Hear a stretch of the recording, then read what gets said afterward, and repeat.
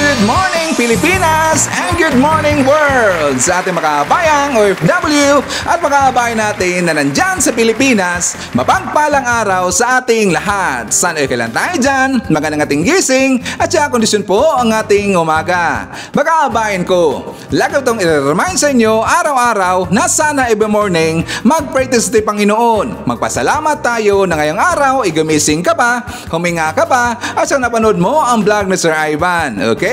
Maganda sa mga kabayan para magiging blessed tayo the whole day. Sa mga nakakape dyan, sa mga nag-breakfast, sa mga nandyan pa sa kanilang mga trabaho at kagabalan po galing sila mga trabaho, welcome dito sa ating panibagong episode, panibagong balitaan dito sa ating channel sa Jalabi TV kung saan mga kabayan pag-uusapan natin yung mga karanasan dyan sa Pilipinas, mga nangyayari po sa loob at labas ng politika at pag-uusapan rin natin ang mundo po ng showbiz. Well, mga kabayan, kasama niyo pa rin si Sir Ivan, ang ginawang radyo ng ating mga kabayan, pero hanggang ngayon ay bulol pa rin.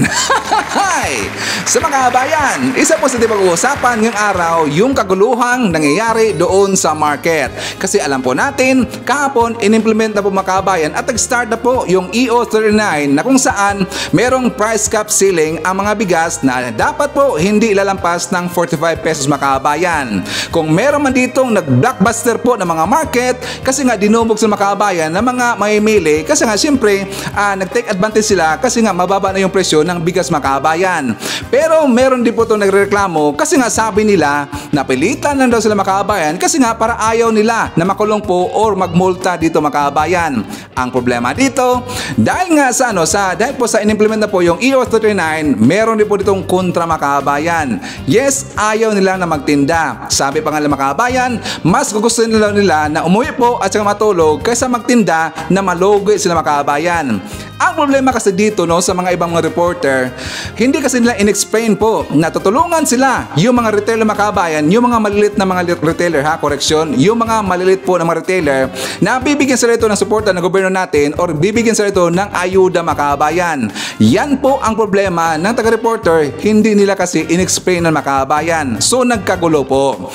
Pag-usapan rin po natin, ito rin tungkol na meron kasing pumutok po na balita na kung saan yung Robinson, yung Gaisano at sa yung Pure Gold mga kabayan, yes, isabpina po or nasubpina. Bakit? Baka siguro mga kabayan, meron po nakapagbigay dito ng information sa ahensya natin o sa gobyerno natin, yung mga enters natin mga kabayan na baka ito dang Pure Gold, Gaisano or yung Robinson mga kabayan, baka sangkot daw dito sa pang-hoard po or pag-smuggle ng mga bigas mga kabayan. Yes, yan po ang pumutok na balita ngayon. And course, sasagutin lang po natin yung mga katanungan po ng ating mga viewers and I'm sure mga haters po ni Sir Ivan mga kabayan, sabi nila na suportado ko daw si Speaker Martin Romualdez, suportado ko daw yung Tambaloslos, bakit ba daw maghanap pa dito ng mga hoarders o yung smugglers sa mga warehouse mga kabayan samantalang meron na dang listahan na pinakita, naalala ba natin yung hearing po sa Sibuyas mga kabayan na kung saan sinabon doon si Sibuyas Queen at saka si Lia Cruz mga kabayan at saka nakita natin na kinasuhan po. Di ba meron pong ipinakita doon na listahan daw yun ng mga hoarders at saka yung mga smugglers mga kabayan at nandun po yung pangalan ni Michael Ma at saka siyempre marami pang iba na mga malaki po na mga mga negosyante at included po yung pangalan po ni Sibuyas Queen or si Lia Cruz. Sabi nila nasaan na daw yung mga pangalan na yun, bakit hindi daw inimbestigahan mga kabayan. Mamaya pag-usapan natin yan, i-explain natin baka hindi nila kasi naintindihan mga kabayan. And also pag-usapan na po natin mga kabayan, ito rin tungkol sa nangyari sa hearing doon sa SIM Card Registration Act mga kabayan kasi nga in just 1 month, umabot po ng 45,000 lahat na nag-complain sa mga telcos kasi nakatanggap pa rin sila ng mga text counts mga kabayan. At alam nyo ba, doon po sa hearing, meron palang nangyari po, di ba, during po sa ating pag-register nating SIM card, meron pong Face ID mga kabayan, di ba, i-register po ang ating mga mukha. May nakita doon mga kabayan na kung saan ang register nila na mukha po ng hayop mga kabayan or mukha po ng unggoy. Yes, meron po. So baka malaking posibilidad na marami pong nakarehistro ng ganyan mga kababayan, mukha ng mga hayop, di ba? So at least dito, inimbestigahan po dito ng ng ahensya natin, ng gobyerno natin, at pati yung mga taga-NTC mga kababayan at saka yung mga telcos, sinabon po doon sa hearing. And of course, marami pang iba. Alam niyo naman po si Sir Ivan, palagi tumuranda lang bago po ng mga pasabog every time na maglalabas tayo ng mga bagong balita dito sa ating channel. And of course, bakit magsama kabayan? Siyempre, as usual, kukumustahan ko muna kayo at i-shoutout natin ating mga pinalangga po ng mga legends, ang ating mga senior citizen. Hello po, kumusta? Kumusta? I'm hoping po na nasa maayos kayo na kalagayan. Kukumusta rin natin mga kabayan ang mga pinalangga natin ng mga Marcos Loyalist. At syempre nandyan din po mga kababayan nating DDS all over the world. How are you mga kababayan? Lalong-lalo na maraming salamat po sa Uniteam supporters.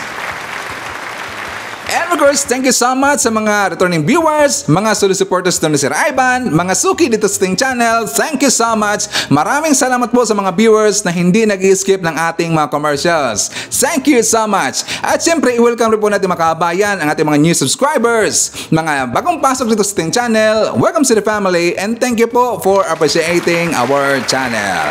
Okay, so start na mga kababayan. So unahin po natin pag-usapan yung tungkol po sa bigas. Kasi nakita ko kanina sa balita mga kababayan na kung saan nagkagulo talaga doon sa mga markets kasi yung ibang mga retailers mga kababayan hindi kasi mga well-informed. Nagre-reklamo sila. Ayaw nila na magtinda ito mga kababayan kasi nga para saan daw, isayang daw ang kanilang effort dito, magtitinda sila pero malulugi lang daw mga kababayan. So para malaman ho natin ang buong detalye, ipakita ko sa inyo yung buong balita mga kababayan. So for more details, let's watch this. Kabutil ang kikitain ng mga rice retailer kaya may mga nagmamatigas sa pagsunod sa price cap. Sayang lang daw ang effort sa pagpapakapagod kung wala rin namang kikitain. Nasa frontline ng balitang yan, si Laila Pangilinan. Ma'am, sorry. Nakapaskil na sa mga palengke rito sa Pasay ang Executive Order 39 ni Pangulong Marcos. Ito ang naguutos na magkaroon ng 41 pesos at 45 pesos na price cap sa bigas simula ngayong araw. Pero mayroong mga hindi makasunod dyan. Ay, hindi po pwede yun. Supplier po kausapin, wag po kami. Kung makukuha po namin ng mababa, ba't hindi po namin ibababa? Di po ba? Hindi pa pwede ibaba kasi mahal pa yun ang nakuha namin eh. Wala, malulugi. Malulugi kasi mahal pa eh. Nabili ng mahal tapos benta ng mura. Hindi naman daw pwedeng magpapagod sila. Tapos, wala naman palang kikitain. Anong mangyayari sa'yo kapag 45? Uuwi na lang po ako, matutulong na lang ako. Baka hindi mo na ako magtinda ng bigas pagka ganon. Di po ba? Kung wala namang kami tutubuin, bakit pa ho kami nagpapakahirap? Sa pag-iikot naman ng Pasay City LGU, giniit ni Mayor Emmy Calixto Rubiano na may kalalagyan ng mga lumalabag sa ipinataw na price ceiling. Pero sa ngayon, warning lang muna. Oo, at dito po sa amin, syempre, patuloy lang ang aming inspeksyon 24/7. At talagang sila ay babawalan at siyempre ipatitigil natin kung sila ay nagbebenta ng mataas doon po sa classification ng bigas. Para naman matiyak na maganda ang kalidad ng murang bigas, bumili ng tig 10 kilong regular at well-milled rice ang alkalde. Sa ilalim ng Price Act, maaaring pagmultahin mula 5,000 piso hanggang 1,000,000 piso o hindi kaya'y makulong ng 1 hanggang 10 taon ang mga lalabag. May kapangyarihan din ang LGU na bawiin ang business permit ng mga mapatutunayang sumusuway. Bubuo na rin ng team ang Department of Justice na tututok sa pagsisigurong nasusunod ang price ceiling. Ang pinakamabigat niyan, syempre, economic sabotage, which is non-bailable. Mga profiteering and other crimes that are against commercial interests of sa taong bayan. Dito naman sa Dagonoy Market sa Maynila, sumusunod naman ang mga rice retailers sa price ceiling. Pero may panawagan sila. Kaya yun lang ang pakiusap ko sa gobyerno. Gusto nyo ng 41, gusto nyo ng 45, bigyan kami ng bigas. Galing mismo sa kanila na gusto nilang ganon. Eh wala naman binibigay na ganon eh. Kami ang kawawa ng mga retailer. Kasi kami humaharap sa mga tao. Alam mo kabayan, hindi ako pabor doon sa ginawa po ni Mayor ng Pasay ba yun? Sabi niya, winarningan daw muna lang mga kabayan. Winarningan daw muna Alam nyo, dyan tayo problema minsan sa mga warning mga kaabayan. Bakit?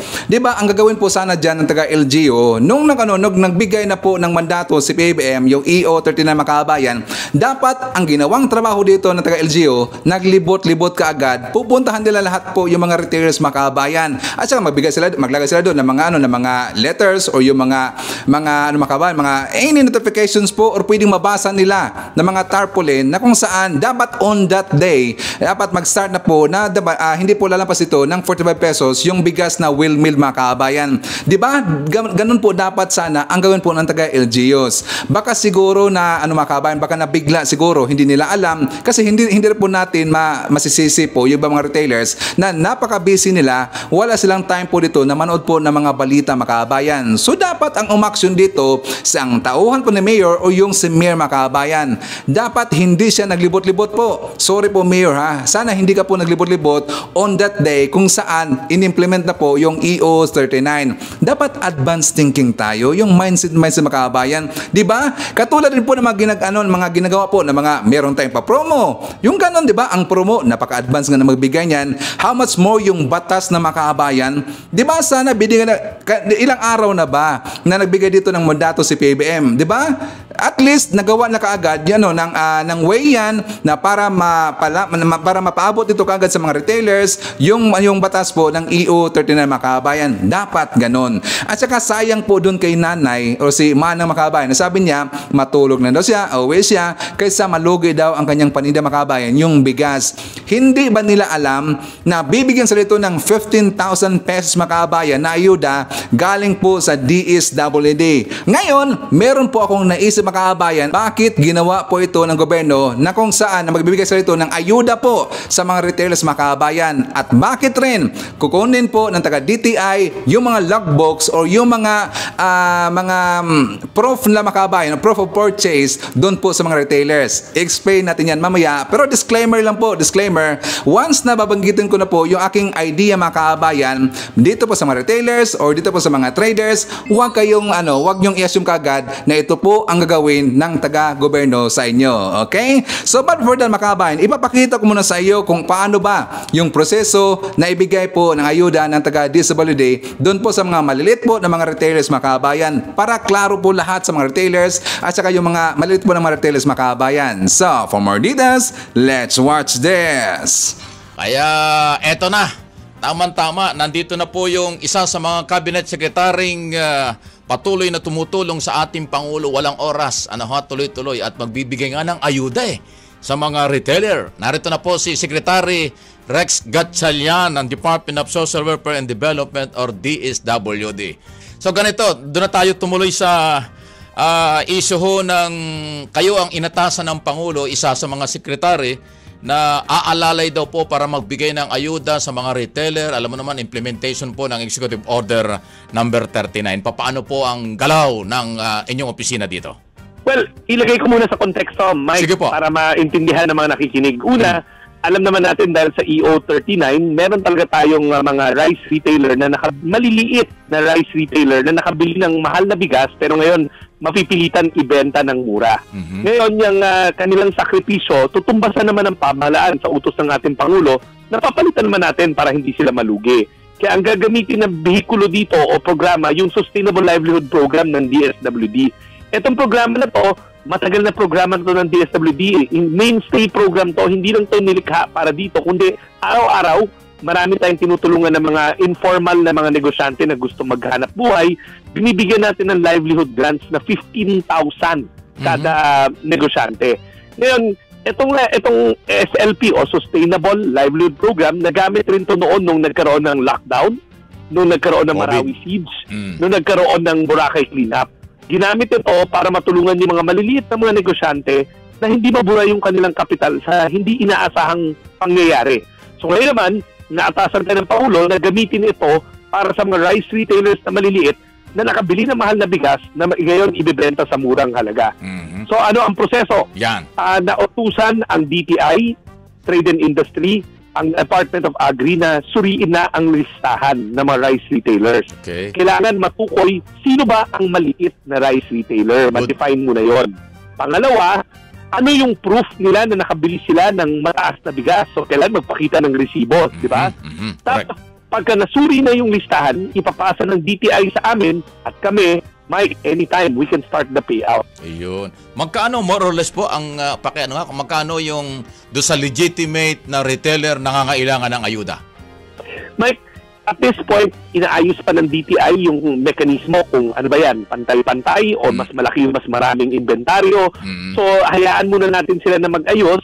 Pero, ang kaya ko sabihin sa'yo, dito sa Sustainable Livelihood Program, 15,000 ang maximum. 15,000. 1.5, oo. So, hindi lalagpas doon. So, ang tabayanan nyo, i-announce ng DTI yung sino ba ang pasok, paano nakapasok, ano ang criteria, ano ang requirement, at kung sakaling hindi ka nakapasok, paano naman pag kailangan mo na makapasok doon? Ano naman ang grievance o ang apila na proseso?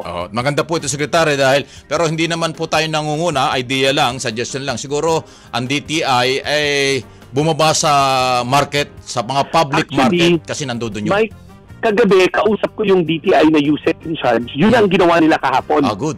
Umiikot na sila sa mga public market buong bansa para matukoy kung sino-sino yung maliliit na mga naapektuhan.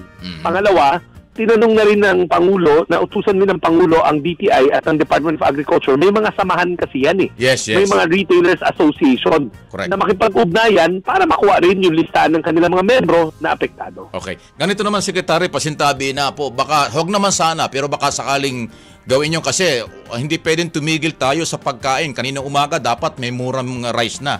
Baka ang isipin ng iba dyan na retailer, teka muna, wala pa yung ayuda, paano na kami maglalabas ng murang bigas, di ba? Yung ganong katwiran, anong assurance na hindi mangyari yung ayuda muna bago ibaba yung presyo?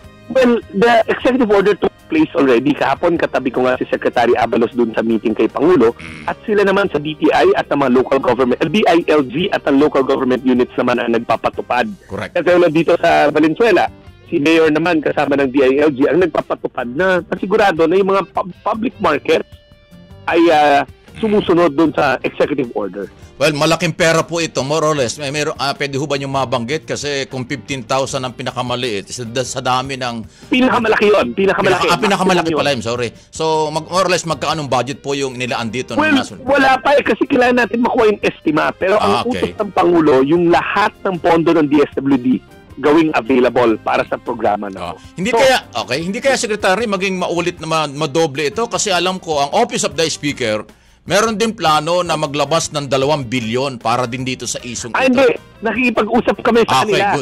Karagdagan yon. Ang sinabi nagpapasalamat kami kay Speaker Martin Romualdez at kay Chairman Zaldico sa House na ang tawag na kagabi, kung kailangan mo ng saklolo dahil kulang ka na sa pondo, meron pa dito na 2 billion na hahanapan namin sa budget. Pero habang meron ka pa, gamitin muna yan. Magkapit-bahay lang naman kayo dyan sa Batasan. Napakadali. Nagkakatanawan. Tatawid ka lang ng kalye. Yun na yung speaker sa office. Anyway, Congressman tuloy. Secretary, ganito, pag-usapan natin, negosyante, maliliit o malalaki, yung maliliit ang bibigyan mga retailer. So, puntahan muna natin yung masang Pilipino, yung consumer na Pilipino. Baka sabihin naman nila mura nga yung bigas na binebenta ng gobyerno, amin bibilihin mura, pero wala pa rin kaming pambili. So, medyo mahirap na katwiran yun. Ano bang plano ng gobyerno doon talaga sa walang pambili kahit mura na ang bigas? Well, remember, meron na tayong pinapa-pioneer na food stamp program. Nagpa-pilot tayo. Okay. Pero ngayon, nasa pilot stage pa yun. Pero pagka pinalawak na itong programa na to, 1 milyong Pilipinong pamilya na tinatawag na food poor. Ito yung mga hindi kumikita ng 8,000 kada buwan. Para masigurado natin na mabigyan sila ng food supplement. Ibig sabihin, kredito sa mga tindahan para makabili ng pagkain. Para merong pagkain sa hapag ng bawat pamilyang Pilipino. So, ang programang ito, nationwide po ito, so meron na po kayong direktiba sa lahat ng provincial, regional director, hindi lang sa Luzon, hindi lang sa Metro Manila, na gumalaw ngayong araw na ito sa implementation. Para doon sa pagbigay sa rice retailers? Yes. Sir, buong bansa nakakasa pero nag-aantay kami ng listahan. Hindi tayo makakagalaw nang wala yung maayos na listahan. Sana nga bilis-bilisan naman ng DTI kasi yung pala yung alam ko binibilisan na nila at ginagawa nilang mabilis pero madetalye naman. So tuloy pa rin yung ibang mga program na Secretary, ano po, yung ayuda na regular na binibigay? Yung ayuda na yun, iko-qualify ko, hindi yung binibigay ng walang rason. Binibigay yun para sa nangangailangan sa tulong medikal, sa tulong pagpapalibing, sa pagbalik probinsya. Merong basihan yon, yung mga social worker natin ang nag-check kung sino talaga ang dapat makakuha ng tulong na yon. Secretary, isa pa kasi kahapon nakikinig ako, nandun ka rin sa airport, nakikinig ako dun sa departure speech ng ating Pangulo. O, sabi niya talagang artificial shortage ito, smuggling ang nasa likod, hoarding talaga gano'n. So identify ng gobyerno ang problema eh. So sa tingin mo bilang member ng gabinete, ano po yung pinakamagandang solusyon dito? Kasi yung ayuda na ginagawa ay tama naman. Pero lahat ito temporary. Sinabi nga ng Pangulo na yung Executive Order number 39 na pagbaba ng presyo, ito ay pansamantala lang. So yung solusyon dun sa problema, anong tingin mo ron? Well, maganda yung naririnig ko naman na plano ng ating Pangulo, whole of nation approach. Una, patuloy na binibigyan ng atensyon ng magsasaka sa Department of Agriculture. Para tumibay ang sektor ng agrikultura, pataba, fertilizer, lahat yan binibigay sa ating mga magsasaka. Pangalawa, sinisigurado naman na nare-regulate. So, ibig sabihin yung mga law enforcement natin, patuloy na hinahabol itong mga masasamang loob na nag-hoarding at nagmamanipula ng presyo. And then pangatlo, kami nga, tulong pinansyal. So, whole of nation approach yun. Buong sistema ang sinatamaan. So, panghuli lang, Secretary, kasi ako nabitin din ako kahapon. Gusto kong madinig kay Presidente na ang sabi niyan temporary, ano ito, good for 30 days, 2 months, Mike, 45 days? Ang pagkakarinig ko dun sa meeting ng Department of Agriculture, sila nag-present, tatanda natin, yung tulong pinansyal kasi temporary dahil umaani na ang ating mga magsasaka. So, ibig sabihin, kailangan natin itawid yung mga small rice retailers natin na maaring nakabili ng inventaryo ng mahal at mapipilitang ibenta ng mura. Pero, tandaan nyo, small rice retailer, maliit. So, ibig sabihin yung inventaryo nila, pang ilang araw din lamang. So, sisiguraduhin natin na doon sa ilang araw na sila ay matatamaan at hindi kikita, yun yung tulong pinansyal na manggagaling sa gobyerno. Pero, confident ang ating Department of Agriculture na dahil nag-aani na, bababa na yung susunod nilang bibilin na mga bigas. Yan, yung issue ng price control, price ceiling, sa tingin po ninyo hanggang kailan? Kasi hindi nga nabanggit kung good for 1 month or... Hindi ako eksperto pero sa pagkakaunawa ko yung Presidente, sa mabilis na panahon, malilift rin to. I see. Okay. Anyway, so... don't panic kasi baka naman merong panic buying. Kawawa naman yung walang pambili. Puro panic na lang, walang buying. Ang gobyerno ay nakatuon ng pansin sa issue na to at may solusyon na ginagawa. Well, hindi ko na itatanong yung kung ano mga penalty. Alam na natin yun at saka sinong gagawa nun kasi ibang department, hindi kayo rin eh. Ang DTI, ang DOJ, at saka Department of Agriculture at ang DILG ang inutusan sa implementation kung anong violation ang pwedeng gawin o mangyari, yun ang pananagutin. Di ba, Secretary? Tama. Okay. Basta ang DSWD nandito para umagapay sa ating mga small rice retailers na aring tamaan. Okay, mga kabayan. So, meron akong i-share sa inyo na kung saan, 'di ba alam na po natin na napaka-seryoso talaga ngayon ni PBM na sukpuin po yung hoarders at saka smuggling diyan sa Pilipinas. Kasi nga, 'di ba mga kabayan, this is economic sabotage. Kapag hayaan po natin yung mga smugglers at saka yung hoarders na laging ganyan mga kabayan, madadapa talaga yung Pilipinas. At ito na mga kabayan, 'di ba sinabi ko po sa intro na kung saan meron kong idea dito kung bakit inilabas kaagad yung EO39, yung price cap ceiling ng bigas mga kabayan, kahit alam po ng gobyerno na marami itong maipiktuhan po ng mga retailers, marami po itong malulugi. Pero disclaimer lang po sa mga retailers, sa mga traders, this is only my opinion. At saka this is only my idea na malaking posibilidad na baka gagawin po ito ng gobyerno natin mga kabayan. At saka ito po yung plano nila. Diba, inilabas po yung price cap, marami itong nalulugi at magbibigay kagad dito ng ayuda or tulong ang DSWD mga kabayan. Pero bago sila bibigyan dito ng ayuda, meron munang gagawin dito na hakbang ang taga DTI. So ito na ang aking idea mga kabayan. Di ba napakahirap po isuka nila kung sino po dito yung mga suppliers na mga retailers na mga kabayan? Yes, mahirap po yan itanong. Kaya ito po, nag-invest po dito yung gobyerno natin, mabigay silang idea, pero ang kapalit, dapat kukunin po yung kanilang yung proof of purchase at saka yung pangalan po na kanilang binilhan mga kabayan na mga retailers. Retailers and traders, iisa lang lang po yan. Di ba? Nag-invest po dito yung gobyerno natin. Nag-gets ba si Sir Ivan? And after that, yung mga retailers po o yung mga traders po na babanggitin or ibibigay po na pangalan ng mga retailers ng makabayan, yun po ang iimbestigahan. Nag-gets nyo ba? Baka yan po ang plano po ng taga-gobyerno natin. Well, hindi ko sinasabing yan po ang final lang gagawin, pero at least you have the idea. Maganda talaga at talagang magaling po yung plano na ginawa dito ng taga-gobyerno natin makabayan para hindi na po sila mahirapan na hanapin dito yung mga pangalan po ng mga traders at saka yung mga suppliers na nagbibigay po dito ng overpriced na presyo doon po sa mga ng bigas po doon po sa mga retailers makabayan. Di ba?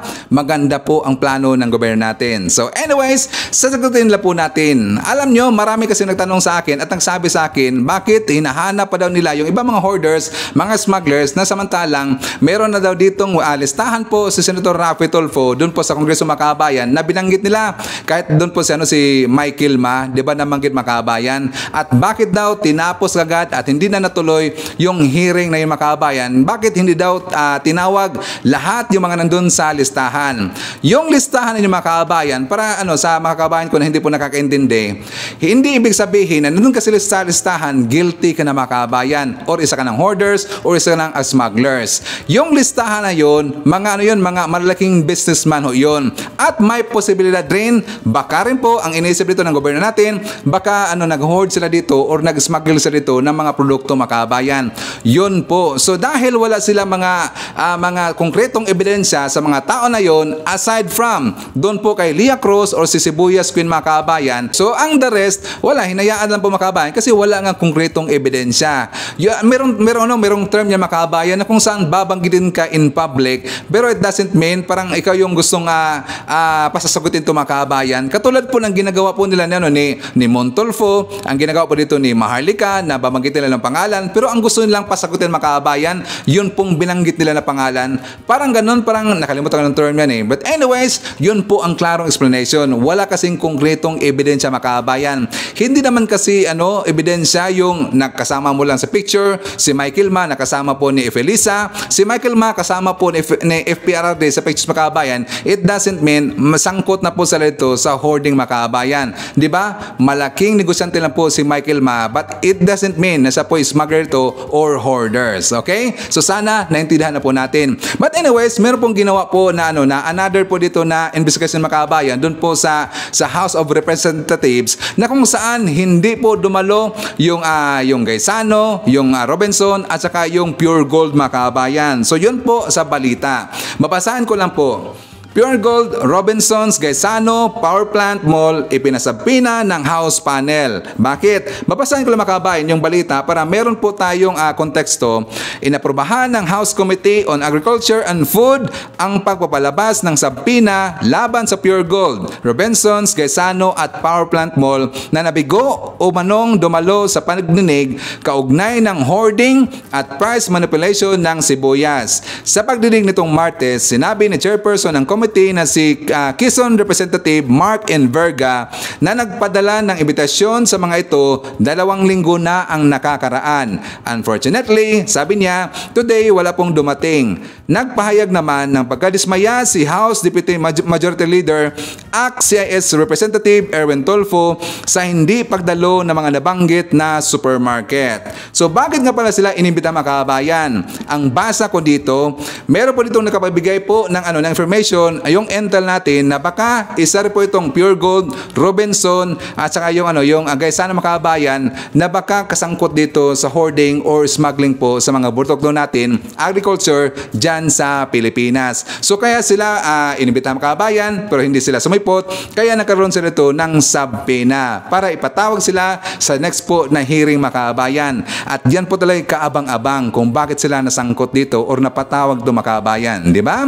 So anyways, bago na mag-jump po sa ating next topic, siyempre, shout out natin Makabayan, ating mga silent viewers, at yung mga viewers po na hindi nag-skip ng ating mga commercials. So, nandyan po, shout out natin ang mga channel members, sila si Cosmo Defender, Fizz Calante, Russell T. Rowell, Via Bibar, Mel Grace Homes. Shout out po natin Makabayan, sila si Biyahe ni AJTV from South Korea, Tony Velia from Cavite City, Rodolfo Rana Davor.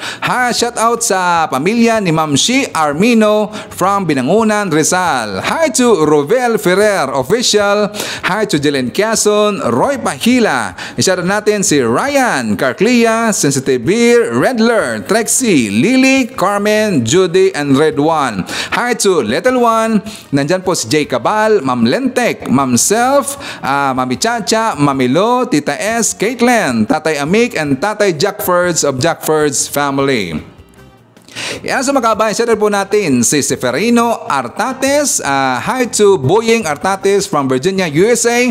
Nandyan po si Erickson Miguel and family dyan sa Hawaii. Shoutout po natin si Edgardo Canonigo, Josephine Martinez, Julian Hasmin and Dayday. Hi to Maiti Baiza, Maricres Hernandez, Barkadahan, Forever FM, Leonardo Staliero, Maria Midasiplon. Hi to Kuya Ulay, Teresita Tumilawan, Nonoy Florin Hills, and hi to Rose Guevara and Fee Bronyula. Okay mga kabayan, so dito tayo sa usapin po tungkol sa text scams na kung saan just 1 month mga kabayan, pumutok talaga na marami itong nag-complain po na mga users, na mga subscribers po ng mga telcos. 45,000 lahat po ang complain mga kabayan kasi nakatanggap pa rin sila dito ng mga text scams. At napag-alaman natin na yung iba mga narehistro po na mga mukha doon sa pagrehistro ng ating SIM card mga kabayan, meron po doon ginamit po mukha ng hayop. So, for more details, let's watch this. We filed the complaint August 14, Madam Chair. Hanggang ngayon po, walang action taken. It's been 3 weeks, Madam Chair. Sa NTC, no reply. 3 weeks. Acknowledgement receipt lang yung nakuha natin. And so we called the hotline. Yung hotline po, pwede nating subukan din ngayon, Madam Chair. Ang sabi ho sa amin, mag-email na lang. Mag-email na lang. May hotline po. Punta tayo sa ibang telcos. Sorry, wala akong dito. Meron akong Smart tsaka Globe. Smart. Sabi po nung Smart, alam nyo, sir, dapat ipakita nyo muna that you are a verified user before you can file a complaint.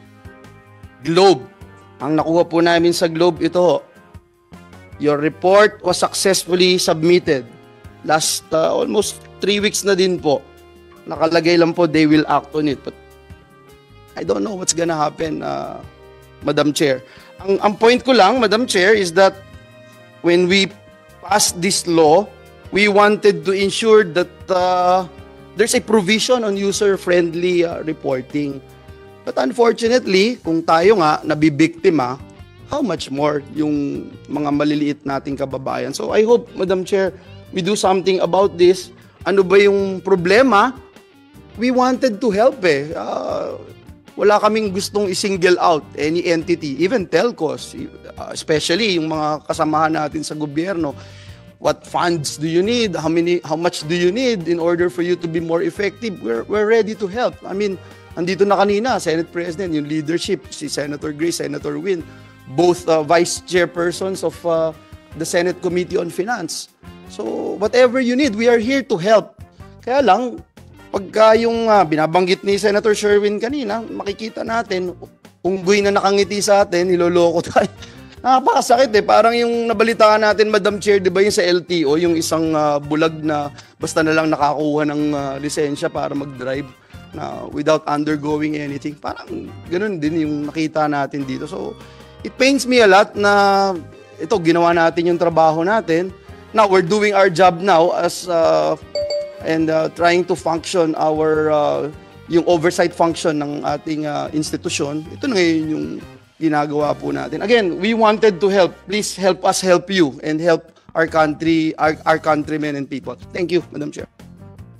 Before, I would like to hear actually what the Scam Watch Pilipinas has to say, because we're going to be perhaps amending the IRR to compel telcos to help their clients in case that there are complaints. Do you have anything to add, Mr. Samaniego? So, tandaan lang natin na pag nahack tayo para tayo na biktima ng COVID-19, ang unang aatakihin ng mga scammers, yung mga malalapit sa buhay natin. Yung mga lagi natin nakakausap, yun yung inaatake kagad ng mga scammers. So,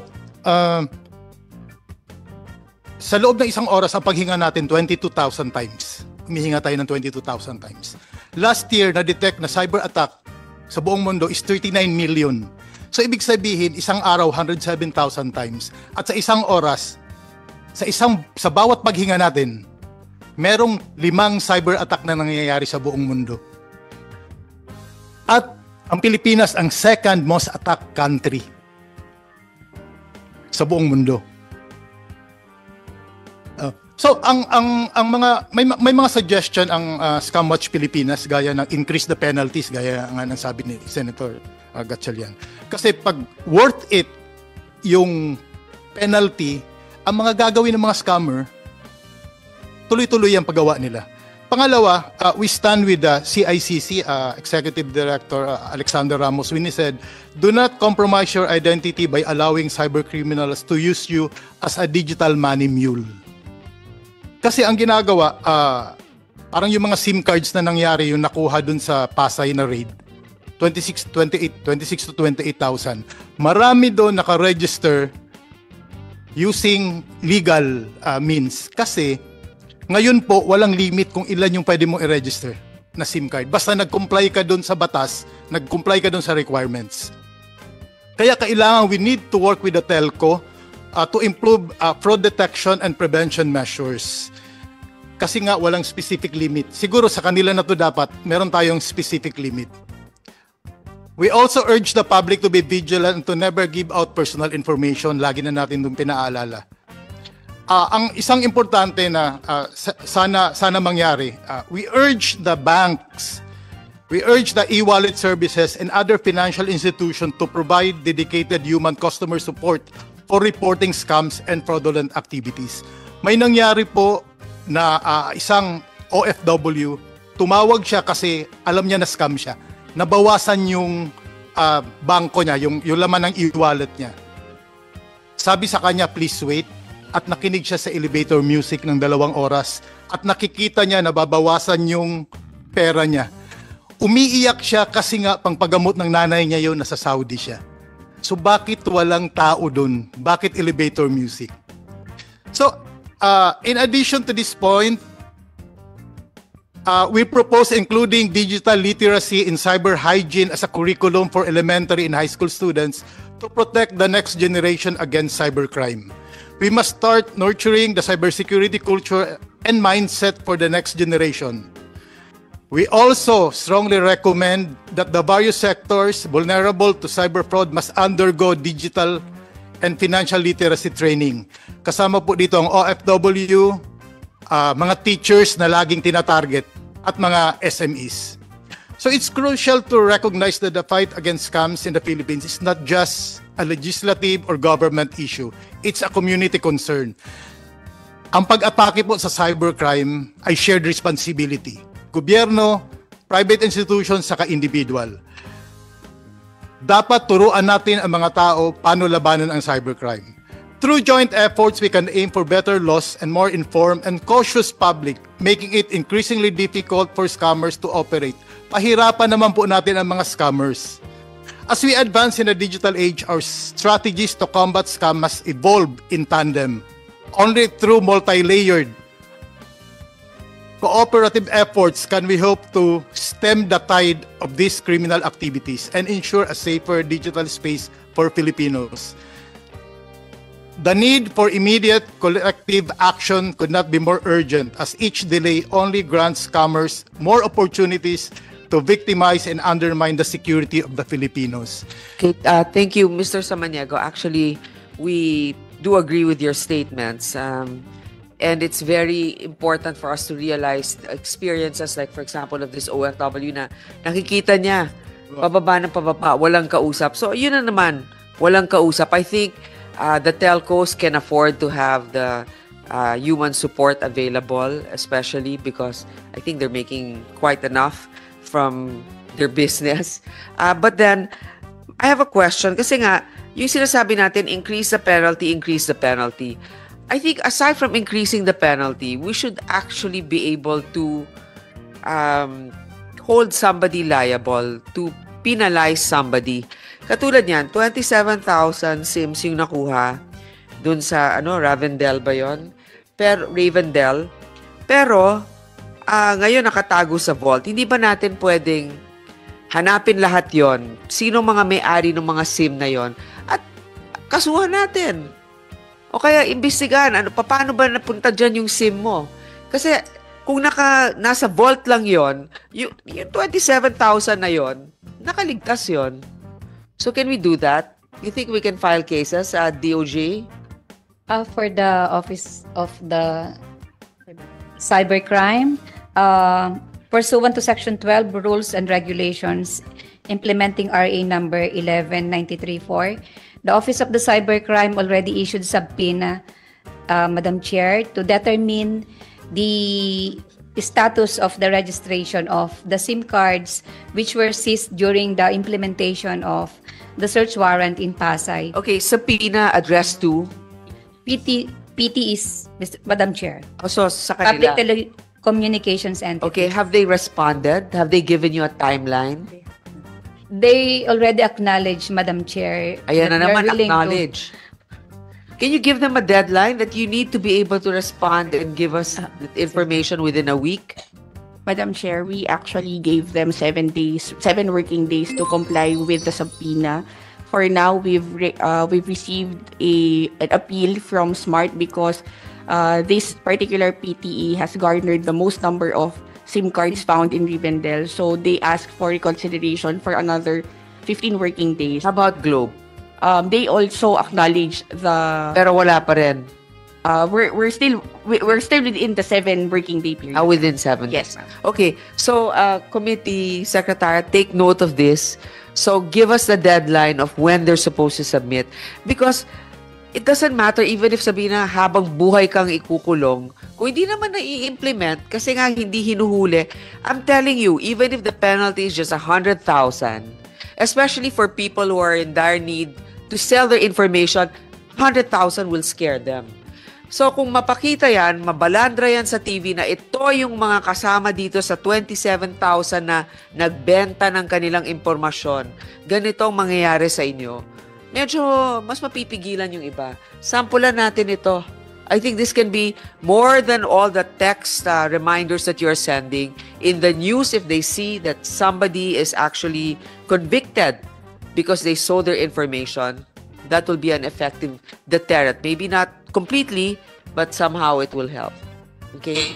Okay mga kabayan, so explain ko lang ng konti, baka hindi nyo na kasi naintindihan yung intro mga kabayan, kung yung yung meron pong ipinakita na screenshot si Senator Villanueva. Kasi yung screenshots ni mga kabayan, yun po ay reply kasi si Villanueva, biktima rin po siya ng text scam mga kabayan. So ang ginawa niya, kinontak niya yung telco ng Smart, ng Globe, through sa kanilang hotline mga kabayan. So but unfortunately, wala pong nag-reply sa kanya at saka ang tagal po ng reply mga kabayan at hindi pa po klaro ang kanyang reply. Yung ipinakita niyang screenshots, yun po ang reply ng mga telcos makaabayan. Kaya sakto lang po dito yung suggestion po ni Samaniego na sabi niya sana lahat po ng mga telcos meron silang dedicated human support makaabayan kapag every time na meron tayong complaint sa kanila or sumbong sa kanila tungkol ito sa mga text scams or any other concerns makaabayan, sana makapag-reply sila kaagad. Diba napapansin ba natin na every time na magreklamo tayo, hindi sila kaagad makapag-reply makabayan, di ba? Kaya talagang pabor ako doon sa suggestion po ni Samaniego, sana meron itong dedicated human support yung mga telcos natin, okay? Para mapadali po yung ating concern makabayan. At syempre, i-shoutout po natin si Ma'am Olivia Lupiga Lake, Severino Artates, Lembuel Pasco, Estrella Santino, Auri Antonio TV, Bernardino Sorio, hi to Army Lagaso, Teresita Kainglet from Kuwait, nandyan po si Maria Cristina Fernandez, hi to Hilario Aniseti, hi to Marian Shuko, nandiyan rin po si Manolito Ventura, Len Gonzalez, Marcel Pambuina, Rose Corpus, Fausto Paig, Cora Flores from Hong Kong, Bella Chiu, Eddie Delantar, and hi to Joshua Braille. So yan po at imanakalap ng mga balita ngayong araw makabayan. Kung nakaabot ka po sa portion na to, sana nakapag-like na ho tayo. Libre po ang mag-share, libre din ang mag-subscribe. Again, maraming salamat po sa mga viewers na hindi nag-skip ng ating mga commercials. Thank you so much. At before natin tapusin po ang ating programa ngayong araw, sana sabayan nyo si Sir Ivan para sa ating live messaging prayer. Lord, thank you for the gift of life. allowing me and my family to see another beautiful day. Today, Lord, we open up our home to you, and may you bring healing, blessings, and miracles as you come into our lives. In Jesus' name, I pray, Amen. So maraming salamat mga kabayan, and I hope to see you again on my next video.